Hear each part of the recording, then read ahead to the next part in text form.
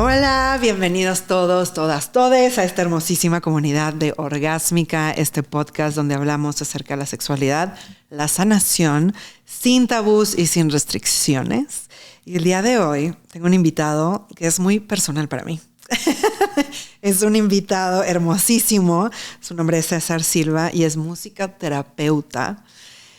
Y he hecho hermosas ceremonias con él.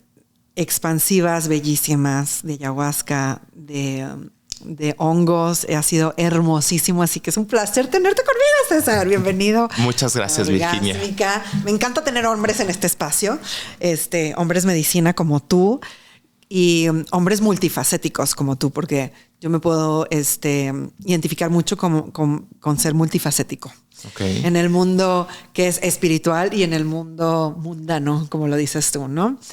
¿Cómo estás? Y cuéntame primero, hablemos un poco de la música primero. De porque acuerdo. creo que lo que hacen tus ceremonias tan hermosas y espectaculares es tu música. Muchas gracias. Porque tu música es medicina súper, súper potente y durante las ceremonias haces música en vivo, que es muy pocas ceremonias hacen eso y tú mezclas esas dos medicinas tan bellamente. ¿Cómo entraste en el mundo de la música? Cuéntamelo todo. De acuerdo. Eras una vez. Eras una vez yo. Eras una vez yo, un pequeño César. Fíjate, Virginia, que es muy interesante que me hagas esa pregunta porque yo creo que a lo largo de mi desarrollo personal, siempre que he buscado algo de qué sujetarme o algo de qué anclarme, porque yo creo que de repente es muy fácil perderse con tanta distracción. Siempre he encontrado, ya en retrospectiva, que de lo que yo me he agarrado desde niño, pero estoy hablando desde los 3 o 4 años, ¿no? Wow. Era la música. Wow. Porque, por decirte un ejemplo, mi mamá, coordinadora de catequesis de la parroquia, ¿no? Súper católica. Entonces, pues yo me la pasaba en el templo. Entonces, ¿qué hacía yo en el templo? Pues estar con los del coro. Claro. Ahí aprendo yo a cantar, ahí aprendo a tocar la guitarra. Entonces, de repente ya se llegaba el fin de semana, teníamos la reunión familiar, que los 15 años de la prima, que el cumpleaños del tío, no, qué sé yo. ¿Qué estaba haciendo el César pequeño? Pues estaba a un lado de los del grupo versátil o a un lado de los del grupo norteño, ¿no? Entonces, de repente era como todos mis primos en el brincolín, todos mis primos en la alberca. ¿Y dónde está César? Ah, pues César está ahí con los del norteño diciéndoles que si les dejan ver su guitarra, ¿no? Entonces, yo creo que desde ahí empieza mi camino en la música, el reconocerme a mí como músico desde muy pequeño, que esa era mi pasión desde el principio. Qué hermoso. Sí. Wow, qué hermosísimo. Y entonces dime ahora, cuéntame cómo fue el regreso, bueno, esa parte, ¿no? De la música. Y empezaste a tocar desde muy pequeño, me imagino, empezaste a explorar la música y después entraste en el mundo de las medicinas ancestrales. ¿Cómo y por qué y de dónde y para dónde? Muy buenas preguntas, Virginia. Fíjate, yo empiezo con la música. Afortunadamente, en el sistema de educación pública aquí en el país, pues nos enseñan a tocar, yo creo que a la mayoría, la flauta dulce. Sí. Entonces yo empiezo a los 8 años en la escuela primaria a estudiar flauta. Okay. Entonces para mí fue un despertar impresionante desde niño, ¿no? Porque lo que para muchos era una materia más o era simplemente el traer la flauta en la mochila, para mí fue un boom, o sea, wow, ¿qué está pasando? Ahora ya lo estoy aprendiendo el lenguaje, ¿no? Entonces desde los 8 años yo empiezo a navegar ya este mundo de la teoría musical, de la mano de la flauta en mi aula de la escuela. De la escuela, literalmente. Entonces, mis padres, afortunadamente muy atentos, pues ya con el antecedente de que veían que a mí me llamaba mucho la atención la música y que en la escuela, pues también, pues, o sea, llegó un punto donde la maestra decía, es que este niño yo ya no tengo nada que enseñarle. Porque, pues, o sea, el método que era para todo el ciclo escolar, pues yo me lo fumé en 3 semanas, ¿no? Así de ¡fum! Y quería tocar y tocar.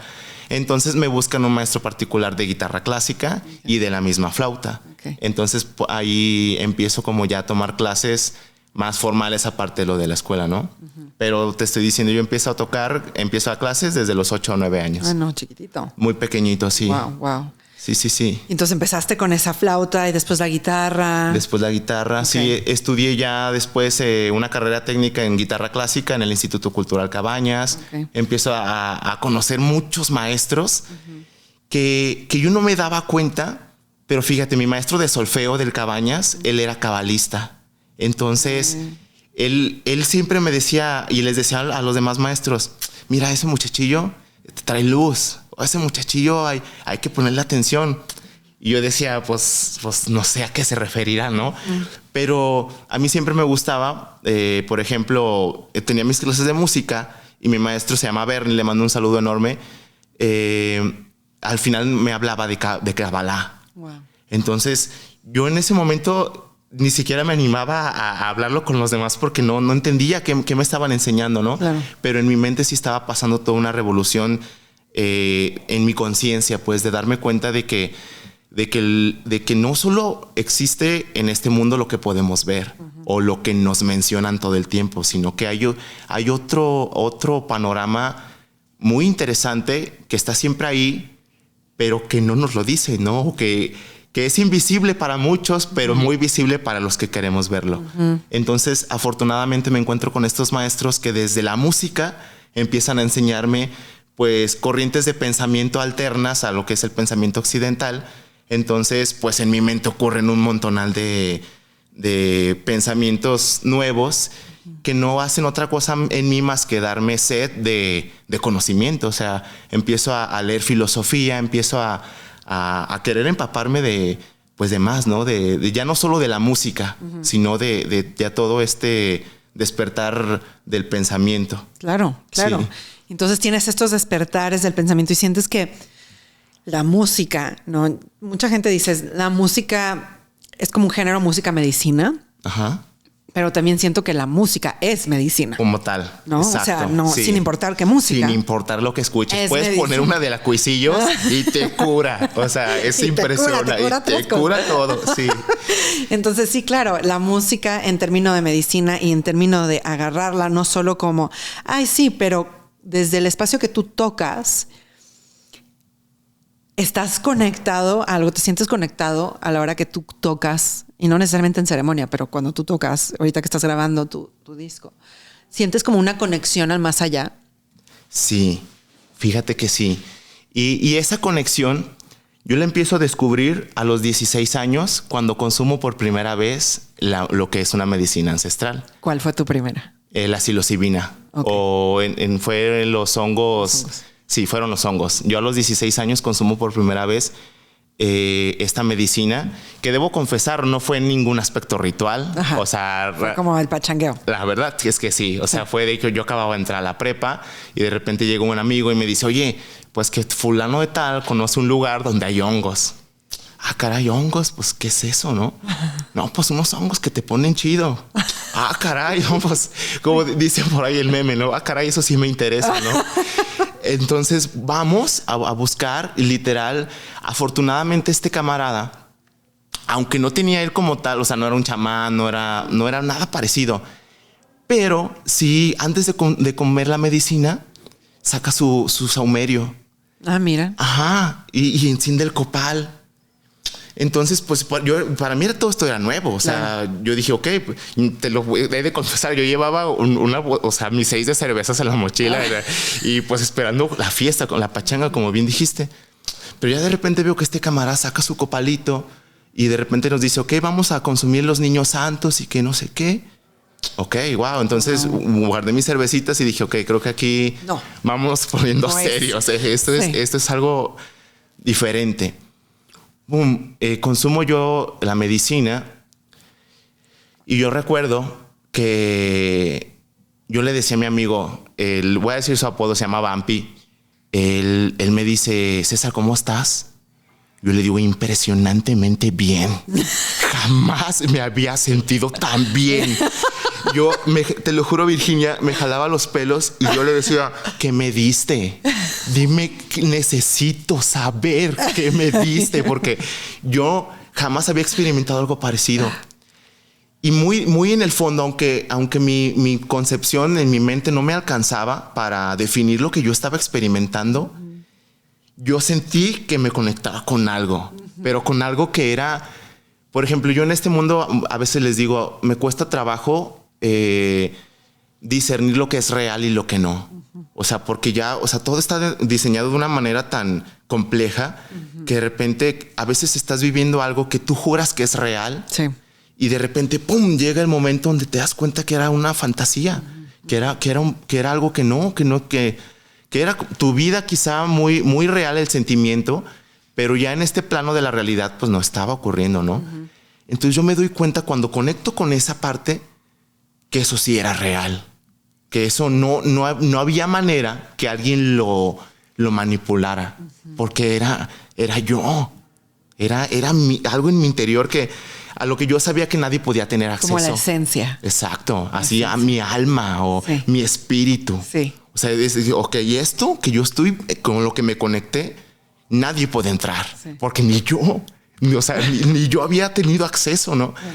Entonces, pum, a partir de ahí surgen, diría una frase célebre de la filosofía, lo único que sé es que no sé nada. Ajá. Amen, esa frase. Ahí lo sentí, ahí lo sentí en todo el esplendor de la frase, porque me di cuenta que todo lo que yo me había contado, pues no era ni el 1% de lo que en verdad. De lo que en realidad yo era. Claro. Y la percepción tuya hacia ti, pero también la percepción de otros hacia ti, la percepción del mundo. No es que todo cambia tan hermosamente. Sí, exactamente. Yo debo decir que mi experiencia, la primera experiencia de estos hermosos hongos, la tuve también así como en pachanga. Okay. Y fue más como, ay Dios, ¿no? Pero cuando la hice en ceremonia contigo, sí fue súper profunda y súper hermoso. Y esta parte que tú dices así de decir, esto es una parte mía que no está tocada. Es muy hermoso. Mi maestra de Tantra decía, tú pudiste a las mujeres, ¿no? Sobre todo a las mujeres que fueron violadas o violentadas. Tu cuerpo fue violentado. Tu cuerpo, tu sexualidad fue violada. Mas, sin embargo, tu esencia, ese es tuyo, tu acceso tuyo y del universo o de Dios, de la divinidad, de lo que quieras. Y nadie tiene acceso a esa parte. Exacto. Y me quedó muchísimo esa idea. Me parecía yo así de que, pero ¿cómo? O sea, no, pues cuando te violentan, ¿no? Este tipo de cosas. Porque es muy hermoso entrar a un aspecto donde está en mi esencia que lo que sea que fue mi vida o haya sido mi vida o me haya pasado o circunstancias de la vida o mi historia no existen. No existe en ese espacio, ¿no? Exacto. Solo existe esa esencia. Exacto. Que esa esencia no sabe del dolor. Exacto. No sabe, o sea, solo sabe de este hermoso, increíble, expandible placer de existir. Exacto, plenitud absoluta. ¿No? La plenitud absoluta de existir. Sí, exacto. De que no tiene nada que ver lo que haga yo en el mundo, exacto, cuánto dinero yo tenga, pero es esta plenitud de existir. Sí, de respirar y darte cuenta que cada aliento es una bendición. Eso. Y es como te conecta esa parte. Y me acuerdo que mi maestra me decía, es que sí, estas mujeres a veces... Y la razón también por la que te traigo Orgásmica, aparte de hablar de tu hermosísima música y de tus medicinas, es que me gusta traer a personas que hablando de la sexualidad, porque muchas mujeres vienen conmigo acerca de fueron violentadas o fueron o hicieron y demás. Y me gusta, aparte del Tantra, darles otras herramientas donde pueden entrar, ¿no? A un espacio donde, sobre todo si fueron violadas o violentadas, pueden entrar a un espacio de saber que hay una parte tuya donde no ha sido violentada, exacto, donde no ha sido violada, donde no ha sido tocada, exacto, más que por literal la divinidad. Y creo que una de las cosas que hace la medicina más hermosas es eso. Bueno, sí, esa medicina, después hay otras, pero esa medicina en específico. Entonces me encanta que describiste esa experiencia. Yo digo, sí, claro, conectas con esa parte del placer de solo existir. Exactamente. El placer que nadie te toca, solo tú y el amor inexpandible, no, o sea, el amor que está expandido por todos lados de conexión. Sí, exacto. Reconocerte en la perfección absoluta que eres. Sí. Sí, exactamente. sí. Ay, me encanta. Qué bello, qué bello, qué bello, qué hermoso. Y entonces esa fue tu primera experiencia. Sí. Y de ahí dijiste, esto necesito investigarlo más, saber más. Exactamente. Entender más. Sí, porque yo empiezo a preguntarle a este camarada, oye, ¿qué onda con estos hongos? O sea, ¿cómo los conoces? ¿Qué son? ¿Cómo se llaman? ¿Dónde nacen? Sacaste? Sí. Y él como que sí notó en mí que era como mucho, ¿cómo se dice? Mucha excitación al respecto. Mucho ímpetu. Y me dijo, así literalmente me dijo, güey, relájate. O sea, son hongos nomás. Y yo le digo, no, es que no me puedes decir son hongos nomás después de lo que yo acabo de experimentar, ¿no? Claro. Entonces, bueno, sí hice caso a su consejo de, bueno, pues también relájate, ¿no? Llévatela con calma. O sea, muy... Porque yo me acuerdo bien clarito que yo al día siguiente tenía que ir a trabajar y literalmente yo ya ni quería trabajar. O sea, ¿para qué? Yo dije que yo no ocupo casa, yo ocupo estar en el cerro donde haya vacas y donde haya hongos. Soy el único que necesito, ¿no? Yo puedo vivir de los hongos. Yo puedo vivir de los hongos, sí. Pero bueno, entonces ya aterrizando ya de mi experiencia, pues me doy cuenta que sí tenía que relajarme un poco, ¿no? Bueno, para los que no lo saben, pero pues naturalmente esos hongos solo se dan en la temporada de agosto, ¿no? O el mejor conocido como hongosto, coloquialmente. Entonces yo me acuerdo que literalmente lo que quedaba de la temporada de lluvia de ese año, o sea, yo así tenía 2 horas libre, ¡pum! Me iba a ese lugar donde a mí me llevaron, pues a colectar, ¿no? Porque me dijeron, no, pues es que también los puedes guardar para después, qué sé yo. Entonces ahí empiezo a indagar. Fueron como aproximadamente 5 años donde yo estuve yendo todos los años, me volví un devoto completamente. Pero fíjate, ahí mi experiencia fue completamente personal. No, esa medicina no, como que no lo ligué yo con mi música. O sea, yo seguía... Separado, sí. O sea, yo encontraba mucho, ¿cómo decirlo? Consuelo, encontraba mucho regocijo en la medicina, pero nunca me pasó por la cabeza el poder decir, ¿sabes qué? Pues voy a hacer música para esto, ¿no? O sea, la música quedó muy de lado. Hasta que cumplo 21 años y un amigo mío me presenta, pues, me presenta la ayahuasca. Ahí fue otra cosa. Sí, no, fue otra cosa. ¿Y cuál fue tu primera experiencia de ayahuasca? ¿Cómo fue? Bueno, debo decir, bueno, entendamos que la ayahuasca, pues lo que es la sustancia activa o la molécula que te conecta de esa manera, pues es algo que se llama DMT. Yo antes de la ayahuasca, ese mismo amigo mío, se llama Pablo, también le mando un saludo enorme a Pablo. Yo estaba en la escuela de composición, estaba en algo que se llama Círculo de Cantautores de Guadalajara, con otro maestro hermosísimo, también cabalista, que se llama Jorge Manzano, que también le mando un saludo enorme. Literalmente, o sea, yo tomaba clases a media cuadra de Chapultepec, y de repente salimos de la clase, pues siempre acostumbrábamos, pues fumábamos un tabaquito antes de irnos ya cada quien a su casa. Pues ya de repente cuando andábamos más contentos, pues ya salía el cigarrito que te hace reír mucho. Pero ese día ese camarada dice, oigan, traigo changa. Y yo dije, ¿qué es eso? Changa. O sea, pues la de la selva. Sabes que yo tampoco sabía lo que era changa hasta que tú me diste changa. Pues también así me pasó con él. Me dice, no, pues la changa. Ok, ¿qué es la changa?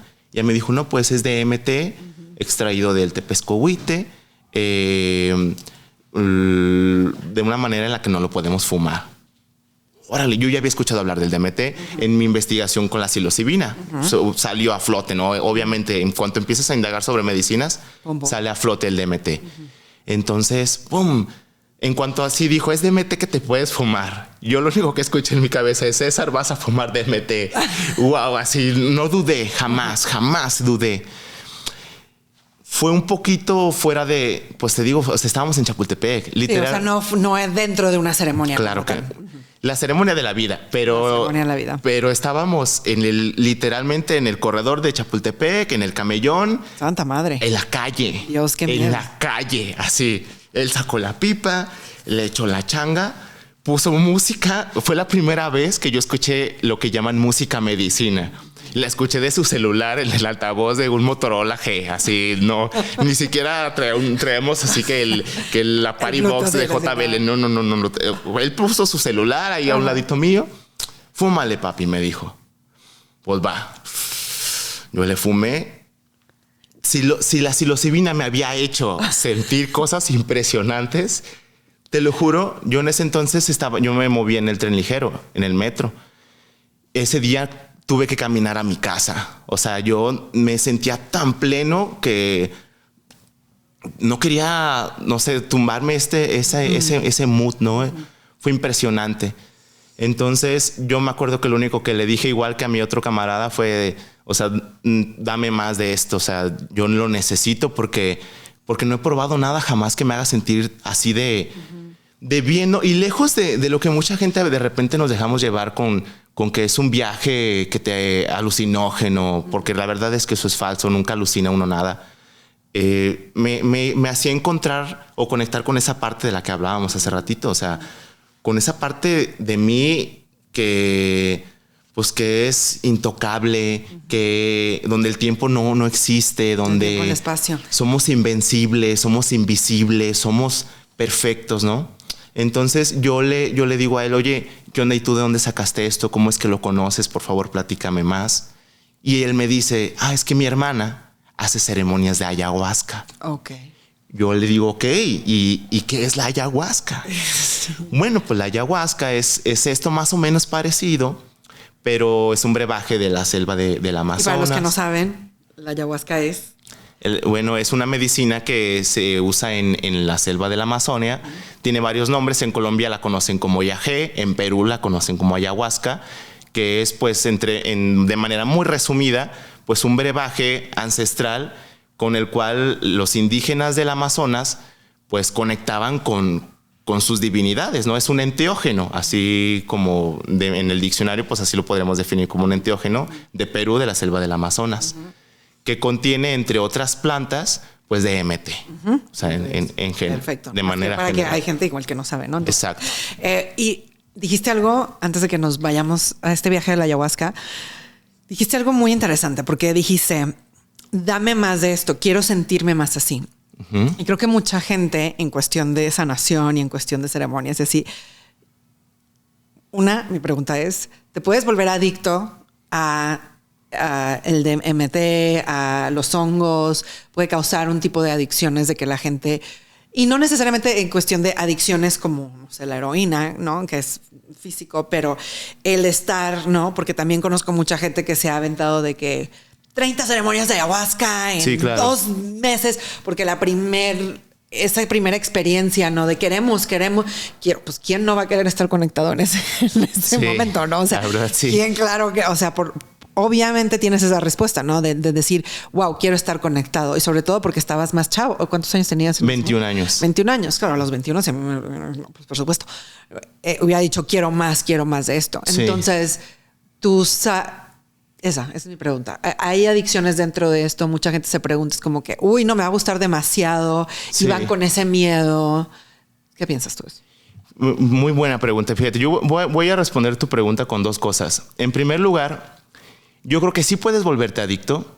¿Por qué? Porque puedes volverte adicto en este mundo a cualquier cosa.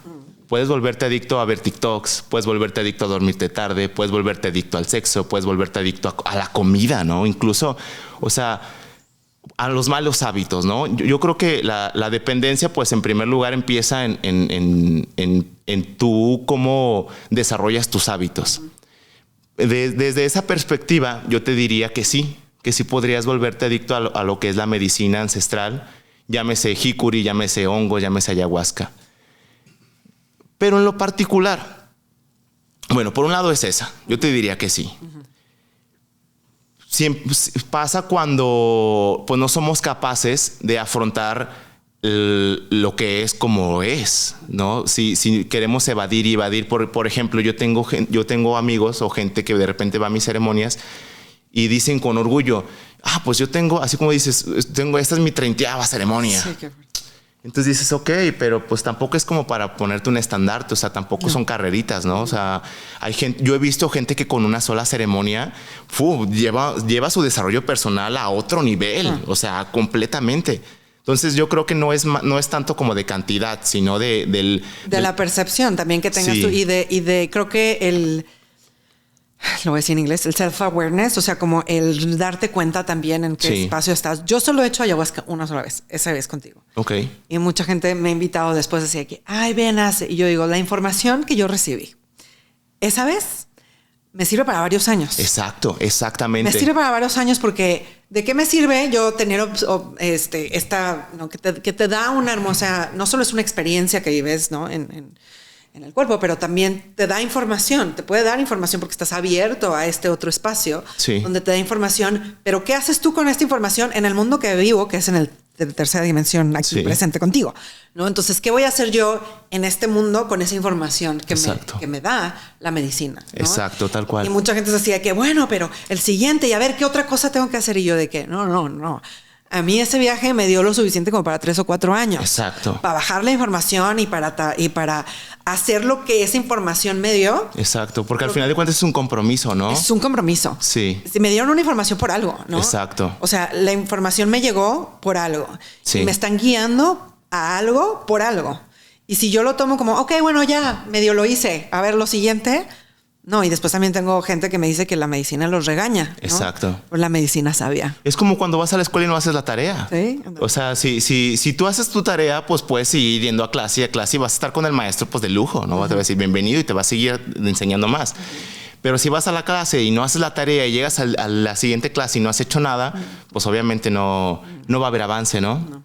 Entonces, completamente de acuerdo. Al final de cuentas, el compromiso es con uno mismo y no se trata de consumir esto cada fin de semana, ¿no? Claro. De hecho, incluso yo tuve hace 2 años, me tomé un año sabático porque llegó un punto yo tocando, ya cuando empecé con mi proyecto de música medicina, pues afortunadamente la vida me bendijo con muchos amigos facilitadores que me tenían, o sea, a veces yo participaba en 3 o 4 ceremonias por semana. Y las 3 o 4 ceremonias comulgaba. Entonces llegaba un punto donde yo ya estaba el domingo y yo decía, César, ¿qué estás haciendo? O sea, sí estás, como tú muy bien lo dijiste, estás bajando toda esa información, pero ¿qué estás haciendo con ello? O sea, nomás la estás ahí guardando en el cajón. Así no sirve, ¿no? Entonces, completamente de acuerdo con lo que dices. Yo creo que es muy importante que cada vez que consumamos estas medicinas ancestrales, pues nos demos cuenta que la intención pues siempre va a ser el nosotros sanar nuestra persona, sea lo que sea que estemos cargando, ¿no? Volviendo a la pregunta sobre si nos podemos volver adictos o no, ya se han hecho estudios científicamente hablando, pues ni la psilocibina, ni la mescalina, ni el DMT producen alguna codependencia en nuestro cuerpo. Pero bueno, yo no soy científico, no voy a hablar, dice mi mamá, no hables de lo que no sepas, ¿no? Pero algo en lo particular, hablando de esa pregunta, con lo que te respecta a la ayahuasca o al DMT, pasa algo muy, muy, muy, muy interesante. Por ejemplo, hace rato mencionaste la heroína. Tu cuerpo no produce heroína. No. Pero mi cuerpo produce hablando de esta droga que está súper de moda ahorita, que es la metanfetamina. Sí. Tu cuerpo no produce metanfetamina. Tu cuerpo no produce cocaína. Tu cuerpo no produce cafeína, ni todas esas inas que nos tienen corriendo y queriendo, que tienen a mucha gente estancada, ¿no? Pero con el DMT no pasa eso. Tu cuerpo sí lo produce. Entonces, ¿de qué manera podrías volverte adicto a algo que naturalmente tu cuerpo ya está diseñado para segregarlo? Entonces, basándome en esa lógica y por la experiencia que yo he tenido bajo los efectos de esta medicina, pues te das cuenta que no puedes volverte adicto a lo que tú mismo eres. Sí, o sea, es como ser adicto a yo, o sea, ser adicto a mí mismo. O sea, creo que no tendría sentido verlo de esa manera. Y a ver, tú obviamente tú sabes mucho más de esto que yo. Esto se dispara cuando nacemos y cuando morimos, ¿es correcto? Sí, en mayor medida sí. O sea, de esa cantidad, de ese tipo de cantidad. Exactamente. Para que tú puedas entrar a un viaje así, a un trance como tal, pues se dice, ¿no? Porque afortunadamente aún no he muerto. No sabemos. Bueno, o al menos no recuerdo cuántas veces he muerto. Ajá. Pero, y no recuerdo el día que nací. Siendo sinceros, no lo puedo recordar. Pero sí hay quien, los estudiosos dicen que se segrega cuando naces y cuando mueres. Pero no solamente ahí. O sea, realmente, por ejemplo, cuando tú tienes un sueño lúcido, lo que hace que ese sueño sea lúcido es tu glándula pineal. Y la glándula pineal es la que se encarga de segregar el DMT. Entonces tú segregas DMT. Es la intuición, que es tu tercer ojo. Exactamente, que es lo que nos tiene conectados con lo divino. Entonces tú segregas DMT todo el tiempo. Todo el tiempo. Hay muchas cosas que hacen que nuestro cuerpo lo haga en menor medida. Por ejemplo, una cosa que quiero pensar que todos usamos todos los días es el dentrífico, la pasta de dientes. La pasta de dientes calcifica nuestra glándula pineal. ¿Por qué? No tengo idea. No vamos a hablar de otras teorías conspiranoicas, ¿no? No me gusta en lo particular. Ajá, eso lo dejamos para otro episodio. Pero bueno, ya si te pones a investigar, hay varias cosas en nuestra cotidianeidad que hacen que esa partecita de nuestro cuerpo funcione en menor medida. Y lo que he escuchado también, bueno, lo que he leído también es que como somos seres que evolucionamos, ¿no? Pero dentro de lo que necesitamos, esta glándula se ha hecho más pequeña y más pequeña y más pequeña. Y mientras menos la usamos, pues, más chica se va a hacer. Porque si no lo usamos, si no llegamos a usar un dedo, que seguro, ¿no? Nuestros ancestros, como usamos los dedos ahora, van a tener, nuestros futuros generaciones van a tener manos diferentes. Exactamente. Entonces, si no nosotros hacemos un esfuerzo consciente de conectarnos con la glándula pineal, con la conciencia, cada vez va a ser menos. Nuestros hijos nuestros nietos y los que siguen van a nacer con una inconsciencia y con una glándula pineal chiquititita. Exactamente. ¿Sí? Exactamente. Sí, hay que desarrollarla. Por eso hay que meditar. Por eso hay que conectar con esa parte de nosotros mismos y hay que ser conscientes de todo lo que habita dentro de nosotros para usarlo, ¿no? Sí, exactamente. Y me encanta también porque, mira, yo he vivido experiencias y también hay como research porque yo hago muchas respiraciones, ¿no? Okay. Y por medio de las respiraciones he llegado a soltar el DMT, ¿no? De esta que empiezas a ver como colores y demás y te empiezas a conectar demasiado. Y me gusta muchísimo, siento pero la diferencia es que yo tengo como el control de cómo respiro y cuánto respiro y si respiro y si me quiero parar porque ya me asusté y no sé qué. Sí. Lo que me gusta de la medicina es que te lleva a un viaje donde también nos fuerza a soltar el control. El control. Sí. Que como seres humanos lo tenemos bastante anclado, ¿verdad? Sí. Sobre todo ahorita. Y es natural, ¿no? Por ejemplo, ayer estaba en una meditación por el equinoccio donde una participante decía, yo vengo a soltar el control. Yo vengo a dejar de juzgar. Entonces yo le dije, oye, es que eso va a pasar el día que dejes de respirar. Porque juzgar es algo completamente natural en el ser humano y no solo en el ser humano, en todos los seres vivos. De hecho, es algo necesario.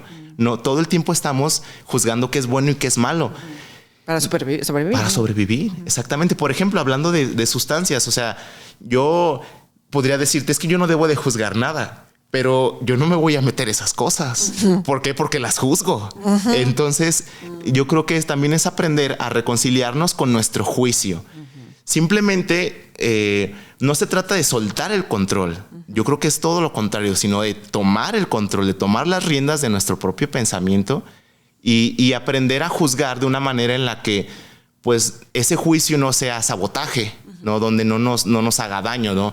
Yo incluso cuando nos juzgamos de una manera consciente, pues yo creo que ese juicio es lo que nos lleva a veces al éxito o es lo que llamamos también disciplina, o sea... Sí, es lo que también nos empuja a veces, ¿no? Exactamente. Es como lo que nos empuja de que, porque yo no quiero ser como mi papá, entonces yo voy a hacer atrás y te vas para el otro lado y ya lo enjuicias hasta que llegas un momento en tu sanación donde dices, ay, mi papá solo hizo esto conectas con la razón y lo humanizas y ves como el lado humano de esa Esa parte creo que es parte de la sanación, pero es la constante sanación de un ser humano, ¿no? Es como, te juzgo, entiendo por qué, te juzgo, entiendo por qué. Sí, porque a la hora de lograr siempre el juicio se trata de ti mismo. Claro, todo es el un tiempo. espejo, es un espejo total y absolutamente.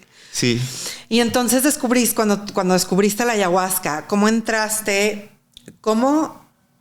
a hacer ceremonias, a tu sostener ceremonias? Okay. Y después, ¿cómo mezclaste las dos, la música y las ceremonias?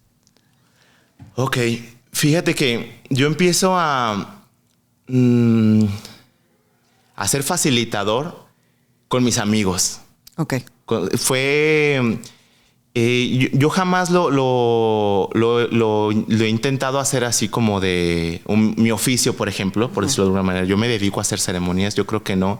Incluso también cuando pues todo esto va de la mano, yo estudié filosofía, entonces ligado a todo esto que yo investigaba, pues me daba cuenta, por ejemplo, que un chamán en Perú, en una aldea indígena, o sea, aunque eras chamán, tú tenías tu oficio, o sea, tú podías ser agricultor o eras chamán, pero también eras carpintero, o sea, me di cuenta que los chamanes eran una figura donde pues encontraban la manera encontraron la forma de llevar a las personas a su proceso de sanación, pero no por eso lo hacían su actividad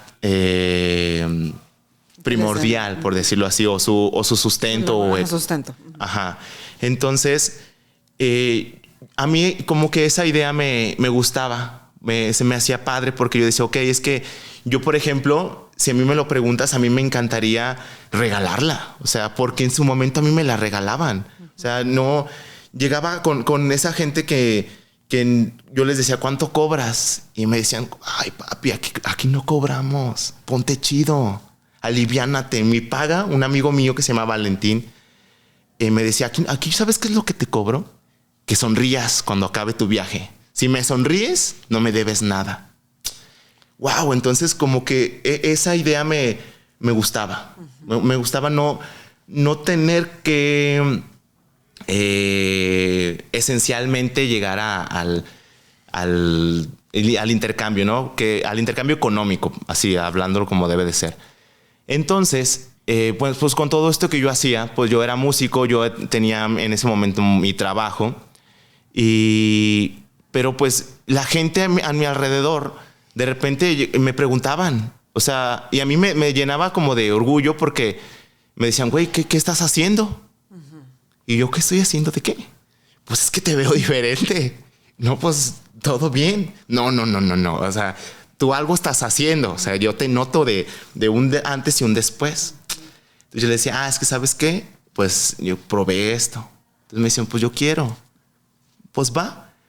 Entonces, de repente llegó un momento donde ese amigo mío, que él cocina tepescohuite o llamada anahuasca, en Brasil llamada yurema, una medicina también de DMT, muy parecida a la ayahuasca. Pero mexicana, me dijiste. Pero mexicana, sí, esa la cocinamos con plantas exclusivamente de la selva de la Candona.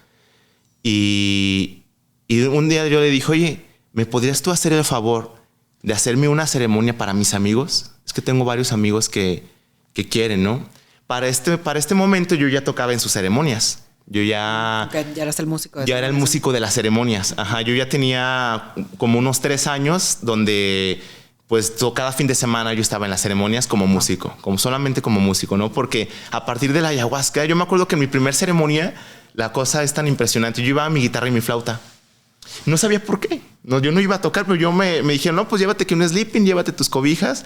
Pues yo no llevé ni sleeping ni cobijas. Yo llevé mi guitarra y mi flauta. Entonces, fue una revolución. Me acuerdo que esa ceremonia yo al final le pedía a la que dirigía la ceremonia, una chamana muy talentosa de aquí de Tlajomulco. Me dice, yo le dije, oye, ¿puedo tocar algo? Es que mi corazón lo pide a gritos. Yo quisiera tocar. Si no me dejas, yo voy allá al rincón y yo me toco. Yo voy a tocar. Pero si me dejas tocar aquí en el fueguito, pues yo encantado, ¿no? Ella bien amorosa me dice, César, dale, haz lo que tú quieras. Va. Entonces, pum, o sea, mi intuición me doy cuenta que a la gente le servía. Yo, en lo particular, yo siempre he dicho, al que más le sirve y al que más le ha servido todo eso, pues es a mí, en lo personal. Entonces, pues bueno, empiezo a tocar, ella me empieza a invitar a sus ceremonias. Ya de repente los que van empiezan a platicar, pues es que Rosy se llama ella. Rosy pues tiene un músico, un flautista y que un guitarrista y que canta y que, a ver, invítalo. Pum, me empecé pues ahora sí que a formar parte de la comunidad, ¿no? Entonces yo tenía años, así ya 2 o 3 años tocando. Cuando yo le digo a Vale, oye, hazme una ceremonia para mis amigos, ¿no? Tengo unos amigos en mi familia que quieren tomar la medicina. Y él me dijo, ¿y por qué no se las das tú? Y yo dije, ¿cómo crees? O sea, yo no soy. Yo no soy, o sea, no ocupamos un chamán, ¿no? O sea, ve tú, o sea, lo que nos cobres, o sea, tú ve, yo tengo... Me dijo, yo te doy la medicina, pero dáselas tú. Entonces me metió en una encrucijada, ¿no? Porque dije, ok, pues ¿quién soy yo para compartir la medicina, no? Pues yo mismo dije, bueno, pues soy el amigo de los que me la están pidiendo. O sea, entonces me di cuenta que lo único que se necesita para compartirla, pues es confianza. Confianza primeramente en ti mismo y que la gente pues pueda conectarse con esa confianza, ¿no? Entonces, pues esa parte ya, en este caso particular, ya estaba ganada. Entonces, ellos ya confiaban en mí. Sí. Y yo en ese momento y ahora confío en mí. No sé, yo también confío en ti. Pero sí he estado yo en partes de ceremonia, he estado en otras ceremonias donde pues ellos tenían confianza mucho en ellos, pero no. Ok. Pero no debieron haberla tenido. Y lo que me refiero es porque creo que la confianza a veces se puede convertir en soberbia. Ok. Y esa soberbia a mí se me hace muy peligrosa. Sí, claro. Dentro del espacio de medicinas y dentro del espacio. Sí, es delicado. Es delicado porque fui bulleada, okay, ¿no? Entre otra medicina que es el sapo, que tú también la das. Y en esta particular experiencia no la tomé, pero el chavo que la estaba dando era muy insistente y aparte muy burlador en como, pero tu hermana la está haciendo y tú no la vas a hacer. Okay. Así lo vas a dejar, no sé qué, no sé qué. Primer bandera roja, ¿no? Primer bandera roja, no te pueden forzar. No te pueden forzar, jamás. Yo estaba en esa ceremonia viendo, a ver, no sé, voy a... Y después empecé a ver que no, o sea, no, o sea, no era el espacio para mí, no era el lugar. Y entonces yo dije, yo declino. Y me persiguió y me siguió y me siguió insistiendo y me dijo, y me lo quería agarrar como por el lado de, pues, ¿cómo quieres que tu esposo sane si tú no vas a sanar? O sea, me empezó a presionar. A presionar, una presión que yo decía, qué soberbia tienes tú de tú saber que necesito más que yo. Exacto, jamás. Qué soberbia. Entonces creo que esa confianza, porque claro que necesitas confianza, pero por ejemplo en ti confío y tú tienes esta cualidad tuya que es muy gentil y muy dócil y muy hermosa, porque siento que si yo en cualquier medicina te digo, yo no, tú me dices, está bien. Claro, siempre. Listo.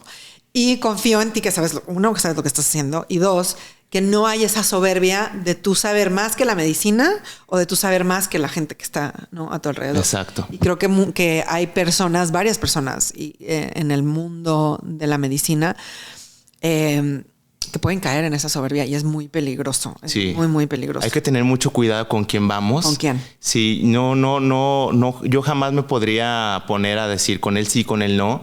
Yo creo que eso ya es una, como tú bien lo dijiste, es una decisión muy impersonal.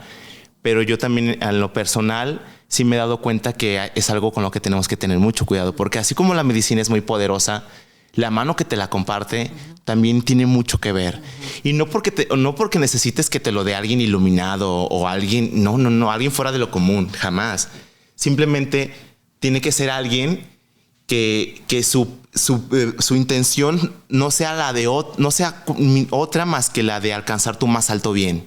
Que esa persona esté contigo porque quiere verte bien, ¿no? Lejos de cualquier cosa, ¿no? Y otra cosa que también, cuando a mí me pusieron en esa encrucijada de que si podía compartir medicina o no, a mí me dijo este camarada que me facilitaba la medicina, me dijo, César, lo único que se ocupa también es conocer la medicina. conocerla. Y tú ya la conoces. Y me dijo él, y yo no he conocido a alguien más atascado que tú. Entonces dije, bueno, lo voy a tomar como un cumplido, pensé, ¿no? Muchas gracias. Y es real, porque en lo personal, pues, y eso me ha pasado con todo, desde que... ¿Y tú que tan atascado que eres, fuiste? Soy. ¿Has tenido malas experiencias? Jamás. Nunca has tenido. Jamás. O sea, gente que habla que dice que se maltripió. No existen. Nunca has tenido. Jamás. Cuéntame por qué. Fíjate, yo hablando por ejemplo, un ejemplo de la psilocibina. La dosis recomendada en un hongo seco te dicen que es de 4 gramos, que ya con 4 gramos de hongo seco tú conectas, ¿no? Hongo fresco, pues son como 3 o 4 honguitos. Con eso tú ya conectas. Yo en una ocasión perdí la cuenta porque comí más, pero yo los iba contando y perdí la cuenta en el hongo número 40. Santa Madre de Jesucristo. Sí. Cuando recobré porque no, o sea, yo me fui a otro lugar. Sí, claro. ¿Y cuándo regresaste? ¿Al día siguiente o qué? Duré 2 días.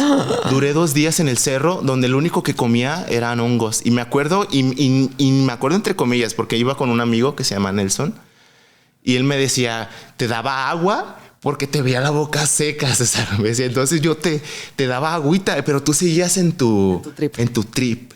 Yo me acuerdo que en esa ocasión, literalmente, no voy a hablar mucho de mi viaje, pero yo sí pude ver cómo se abrían portales. O sea, una cosa impresionante. Conecté con el sagrado masculino de una manera bien preciosa, porque yo también tenía como esa idea, como de que los hombres no éramos tan buenos, ¿no? Y en este viaje me di cuenta que no es cierto, que somos bien maravillosos, que somos bien hermosos también. Sí. Una cosa impresionante. Entonces... Ay, me encanta eso que dices, César. Perdón que te voy a pausar tantito, no pero ¿por qué tantos hombres están tan desconectados? Porque sí hay y sobre todo ahora, ¿no? Hay una narrativa de que los hombres son los agresivos, sí. Los hombres, el feminismo. Sí. Y el feminismo, y yo no estoy diciendo que el feminismo sea bueno o malo, nomás estoy diciendo que nos podemos ir a mucho extremo. Lo cual a veces siento que los extremos son necesarios. Pero independientemente de eso, tengo una maestra que me decía, yo nunca voy a decir esta canción que surgió durante todos los feminicidios y todo esto que de las mujeres aquí en México cantaban, el violador eres tú, a los hombres. Ella decía, yo jamás voy a hacer eso, porque qué daño les estamos haciendo a generaciones de hombres diciendo, el violador eres tú. Claro. Y no quiere decir que todos sean los violadores, ¿no? Claro que no. Y entonces ya les estamos poniendo esta capa gris negra y no los estamos dejando entrar a lo que es el masculino sano y el masculino hermoso y bello, como tú Exacto. dices. Entonces, qué hermoso que durante la medicina pudiste conectar con ese espacio y cómo después de agarrar ese espacio lo pudiste... ¿Lo pudiste seguir sosteniendo? Esa información que te dio la medicina, ¿lo pudiste seguir sosteniendo en tu vida diaria? Sí, de hecho es que todo se conecta porque yo estaba en ese entonces, acababa de nacer mi hijo, entonces mi hijo varón.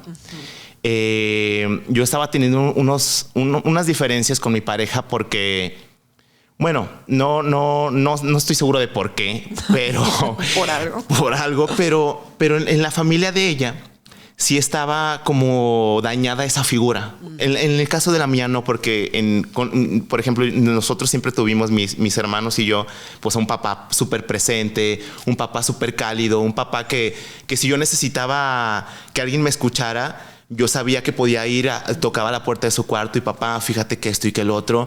Y mi papá pues me escuchaba, me daba... O sea, yo tengo la certeza que él me daba todo lo que un papá puede darle a un hijo, ¿no? Entonces yo esa parte yo la tenía como muy presente, sí, muy bonita en mi vida. En el caso con ella no. En el caso con ella fuera todo lo contrario, un papá ausente, un papá que nos hizo responsable, todas esas cosas que no deberían de ser, pero que a veces sí son, pues lo teníamos ahí, ¿no? Entonces yo estaba compitiendo con esa parte hasta el punto de yo tener que decirle a ella, oye, ¿sabes que yo no soy tu papá? O sea, hay que darnos cuenta de que todo lo que está pasando en tu cabeza no dudo que no lo estés sintiendo. No te estoy diciendo que yo soy perfecto y que yo todo lo estoy haciendo bien. Yo, de todo lo que tú me dices, pues yo agarro lo que tengo que trabajar y estoy intentando mejorarme todo el tiempo y pulirme, ¿no? Pero sí había muchas cosas que yo sabía que no eran mías, que estaban ahí en ella, pero por lo que ella había vivido. Entonces yo en este viaje en lo particular, pues me di cuenta de que los hombres no somos todo eso que nos dicen que somos. O sea, no somos ni violentos, no somos ni groseros, no somos holgazanes.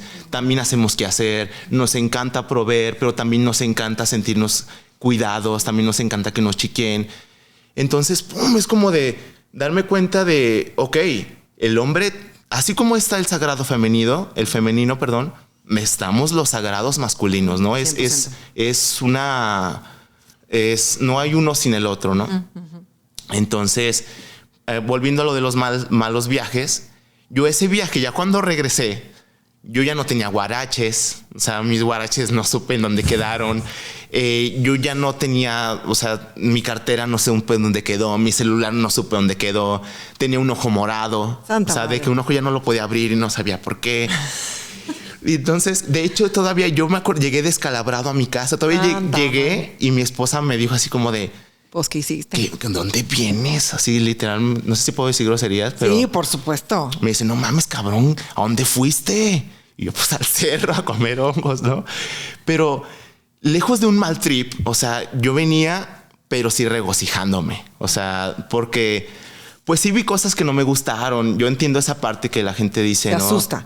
Mucha gente va con miedo porque dicen que voy a ver que no voy a querer ver. Y obviamente sí, eso es real. Es real. Es real. O sea, a veces sí vemos cosas de nosotros, que dices, ay, cabrón.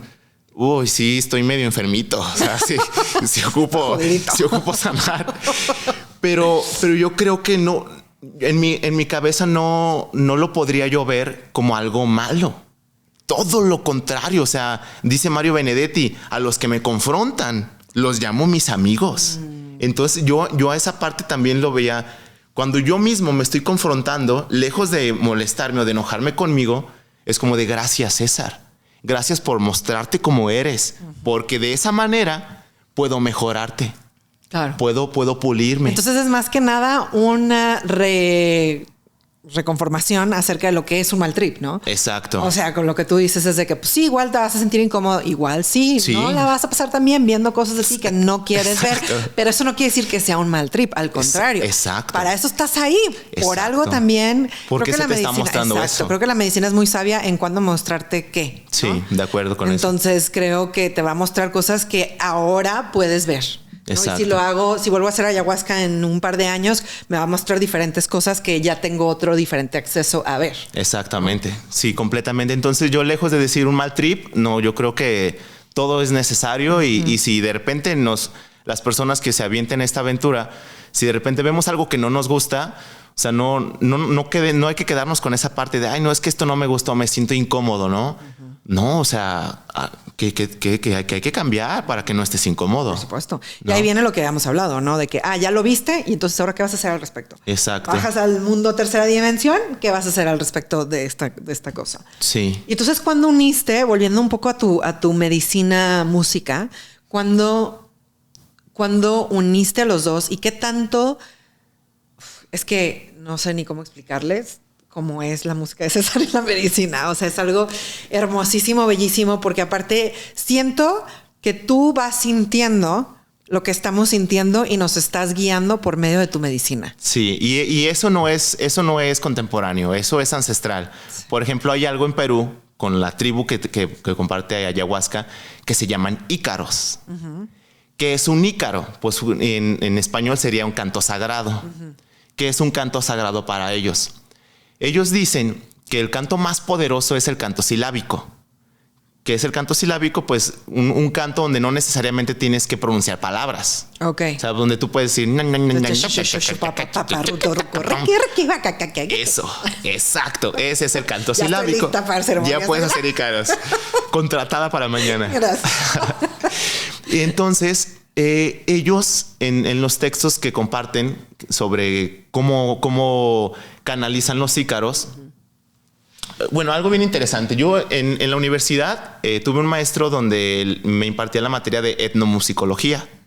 Entonces él, cuando ve que yo traigo estos gustos medios extraños de la música sagrada, él me empieza a pasar mucha pues textos, mucha información sobre lo que era la música sagrada alrededor del mundo. O sea, tribus africanas, música europea, música latinoamericana, pero toda música tribal o étnica que iban enfocadas a rituales donde consumían enteógenos, o no necesariamente donde se consumía un enteógeno, pero sí música que fuera ligada a conectar con lo divino. Entonces, bueno, para no ahondar tanto en el asunto, el ícaro o los chamanes cuando cantan ícaros dicen que es música que se las dicta el universo.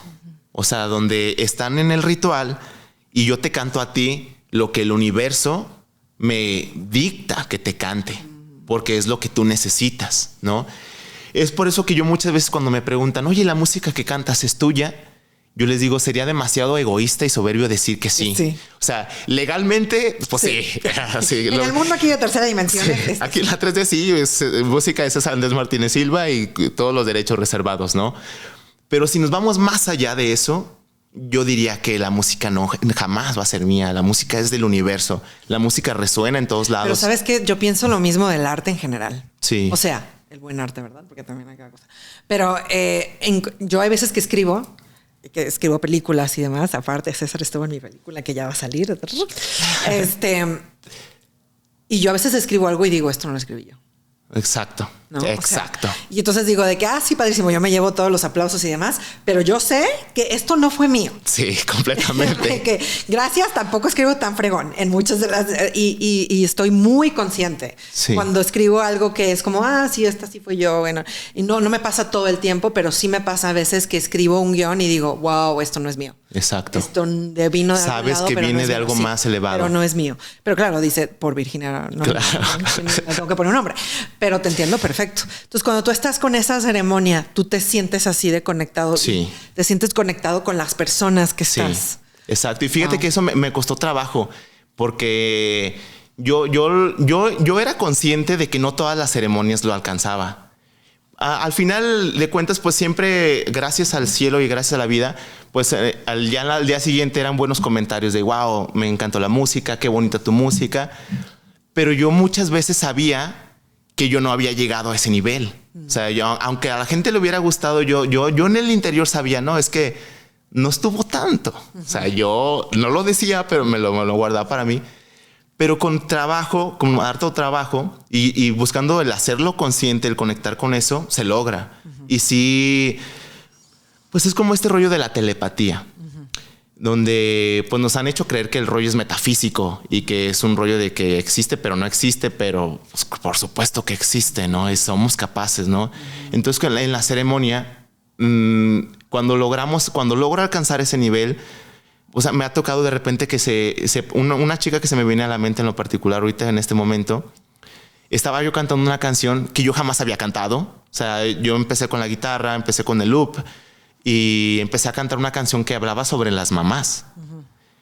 Se para la muchacha y me dijo así, me interrumpió y me dice, ¿cómo le hiciste? Pero estás cantando lo que yo estoy pensando. Entonces yo decía, pues es que yo no sabía que tú lo estabas pensando, pero esta canción yo jamás la había cantado. Entonces sí me ha tocado estar en ese punto, incluso donde la otra persona lo nota.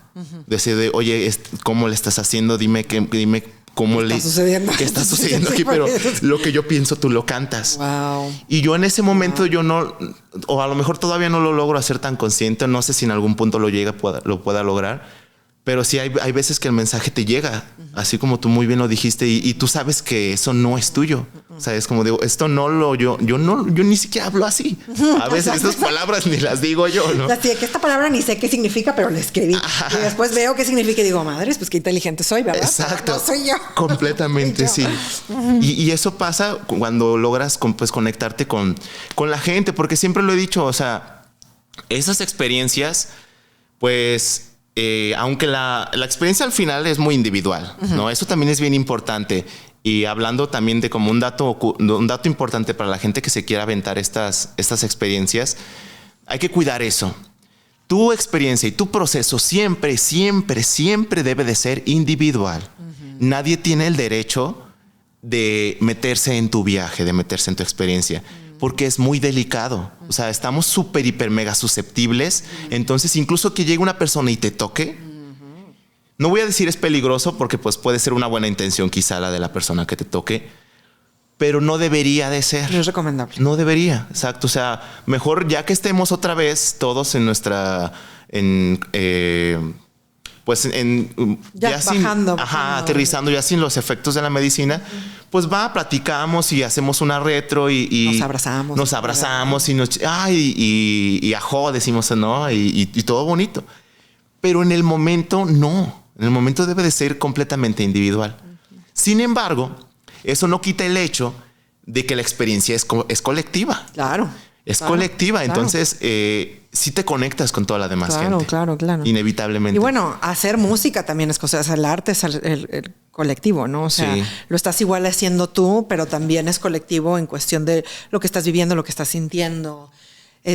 Ahorita platícanos también estás haciendo un disco. Sí, ¿no? Sí, estoy muy contento con eso. Cuéntanos de tu disco tantito. Y hablando de lo colectivo, hacer música es un arte colectivo. Sí, completamente. Y de hecho en la ceremonia se nota muy bonito porque, por ejemplo, a mí siempre me gusta llevar sonajas o llevar tambores, porque al final de cuentas, pues la música es un lenguaje que a todos nos gusta hablar. Por ejemplo, hablando del gusto artístico, yo conozco gente que me dice de repente, a lo mejor desde la ignorancia o a lo mejor desde falta de apreciación, no sé, no vamos a juzgar a nadie, pero hay gente que me dice, a mí no me gusta la pintura, no le hallo, o a mí no me gusta leer, ¿no? O a mí no me gusta bailar. Pero yo no he conocido jamás en este mundo a alguien que me diga, a mí no me gusta la música. Eso sí, no. Sí, es muy universal. Es muy universal.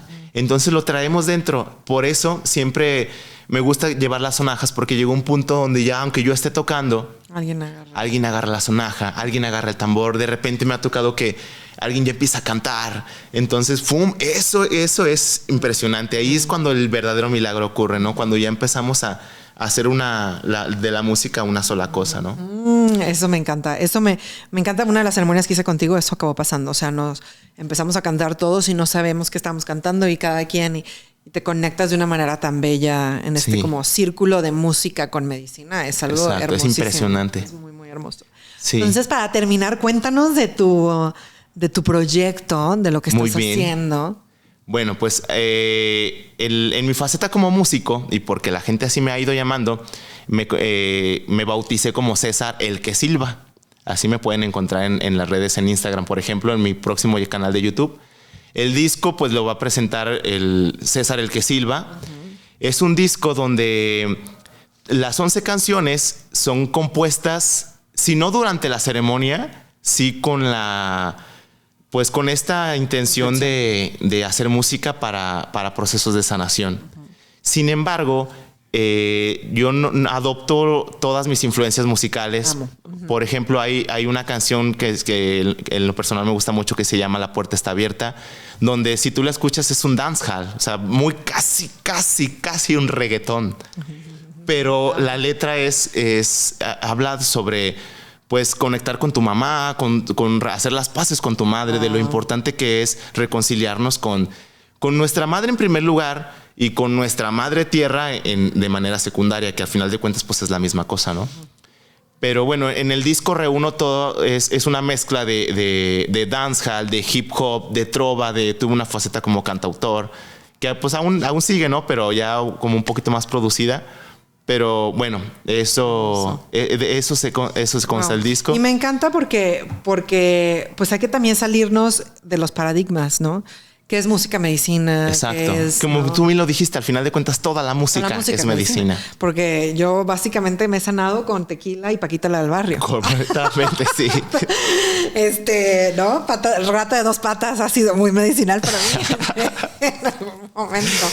Entonces sí, totalmente. Qué hermoso que estés haciendo eso. Qué hermoso que estás creando. Todavía haces ceremonias también. Sí, estamos todavía en el camino. Todavía hacemos ceremonias. Entonces, ¿dónde te puede contactar la gente? ¿Dónde te puede seguir? Cuéntalo todo.